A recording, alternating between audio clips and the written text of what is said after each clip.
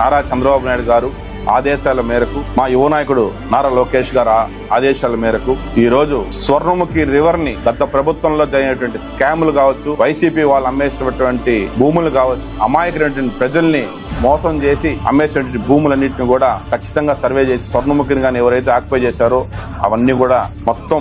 Demolish చేస్తానని కూడా CM గారు దగ్గరుండి టుడాకే బాధ్యత ఇవ్వటం చాలా హ్యాపీగా ఉంది. ఎక్కడైతే గత ప్రభుత్వంలో వైసీపీ వాళ్ళు వంకను ఆక్యుపై చేశారో, వంక బఫర్ నమ్మేశారో, ఆడ ఏవైతే కట్టడాలు అన్యాయం కట్టారో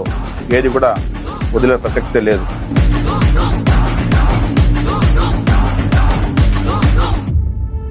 ఆపరేషన్ స్వర్ణముఖి రివర్ ఎంత పెద్ద వాన వచ్చినా కూడా ఎవరికి ఏ హాని జరగకుండా వంక సంతోషంగా మారాలనేసని మనస్ఫూర్తిగా కోరుకుంటూ ఈ స్వర్ణముఖి రివర్ రీజనరేషన్ వర్క్స్ కూడా సక్సెస్ఫుల్ గా జరగాలని చెప్పి మీ అందరు బ్లెస్సింగ్స్, మీ అందరు సపోర్ట్ కూడా నాకుండాలా,